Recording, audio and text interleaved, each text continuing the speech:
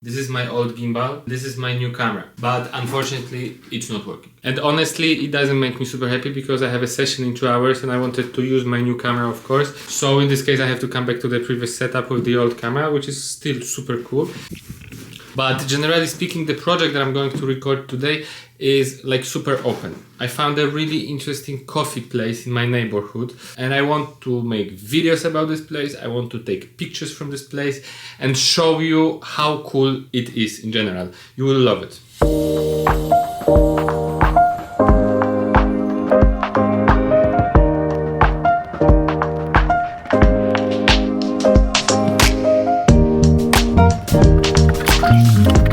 This is my absolutely sophisticated setup for top view videos. So for the photo part, I'm going to use my Canon camera.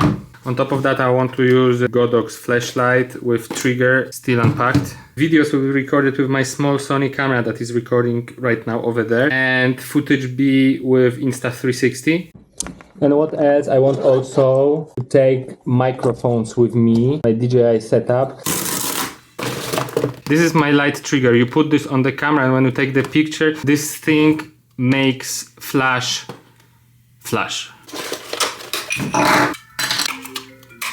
Ooh, somebody's calling me. It's Tony Montana. Ciao Tony. Are you good? Ça va et toi? Yes, ça va. Wait, we can have a coffee before coffee. Okay, I come anytime, it's okay? Yeah, okay, no problem. That was my friend Antoine, Tony Montana. I call him Tony Montana because both of us we love Scarface movie. Okay, that's nice. Dzień dobry. What's there? America. This is the gift I received from Tony Montana, a reminder that we have to go to States together to do some content, photos, videos, na. 6 beer is normal. 6 beer is normal? Always thinking. Sometimes we go to 10. This one I will cut. Nice. Ivano? I feel like a tourist, Tony.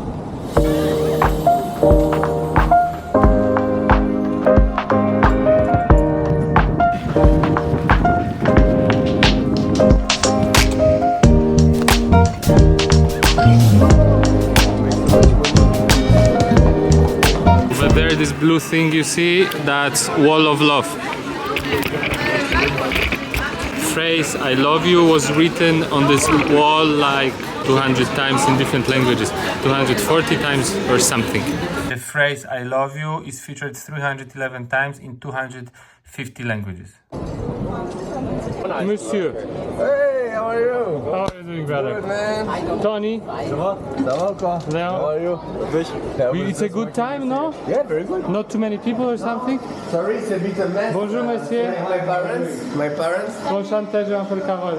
I met you. Hello, hi, how are you doing? My name is Bruno Hadjadj. I'm the founder of this coffee shop. Let's go inside. I show you. This place used to be an art gallery before. It was a place that we dedicated to photography and drawing. And my son Léon is in charge for traveling and looking for the very good coffees. And so you can chill out here also here and having a good breakfast or lunch or whatever you want. So that's more or less what we do here. So this is a photo I did before the CBGB, the punk rock club in New York, closed. I did that photo in 2006. Excuse me, you can go inside, huh? It's all right. We keep going. Yeah, this is my book of photos. This book was selected at the ICP in New York, in the Museum of Photography, to a show was called Punk Rock at ICP.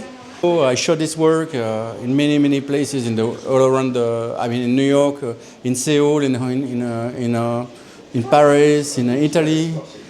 So this was incredible because when they closed this place, there were so many performers who came outside of the place, and I was here to. Oh, that's the picture from here. Exactly. Yes, that's the photo. So I was not looking for like a superstar or VIP people. What I was looking for was people who came to say bye-bye to this place. It was a very strong moment, very emotional. What I did also, I did a lot of drawing. Where I explain the history of this neighborhood, because the Lower East Side is like is a very specific place where it was very, very underground, and fortunately I knew that period. It was amazing. Okay, so basically you are talking about nice place, about New York, about culture over there. But how come you moved from Italy to New York? And right now we are in Paris. So how it happened? So first of all, I was in Paris, and I moved to New York at the end of the 80s, where I had a lot of shows. I won a few competitions there, so that What type of shows? Art shows. Art shows? Yeah. So I showed in New York in a gallery, and I won some competition to make sculptures, like monumental sculptures in New York and in Chicago.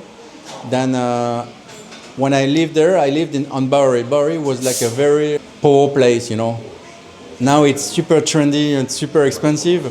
It used to have a huge community of artists. When I moved there, I moved to a friend of mine, so I lived there and for years. And it was 2 blocks from the CBGB. That's how I met all this scene of punk rock. Bruno, let me ask you 2 questions. Question number 1, how long you've been living in New York? And the second question, how did it affect your art? I lived in New York for 5 years with a few sequences.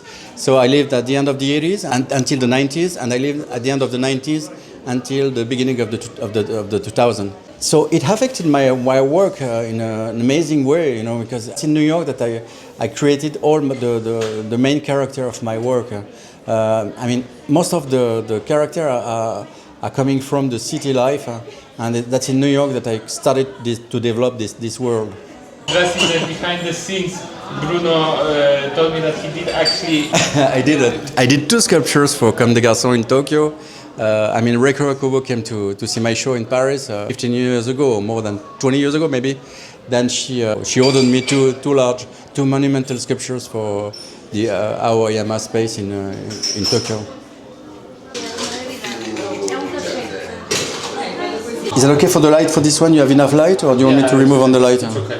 The design that you can see on this plate is the same character that I designed as a sculpture for Comme des Garçons in Tokyo. We call it Cupidons. In parallel of my artwork, I did a lot of production design for films, and that's how I lived. So I designed also a lot of places, furnitures. So I did a few places in Paris, and I designed here also all these furnitures from here.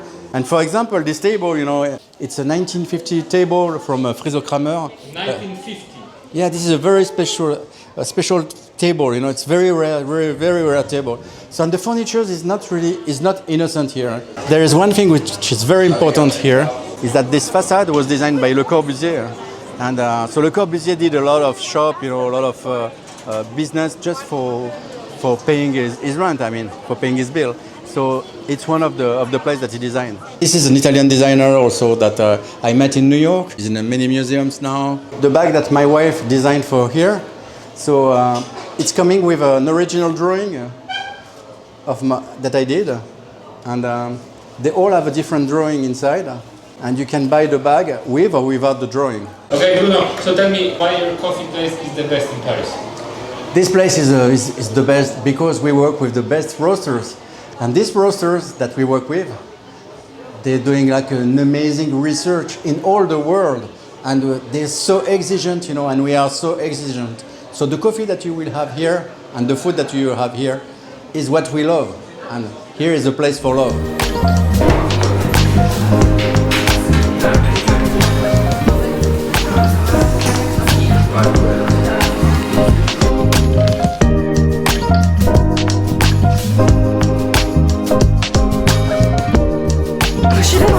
No?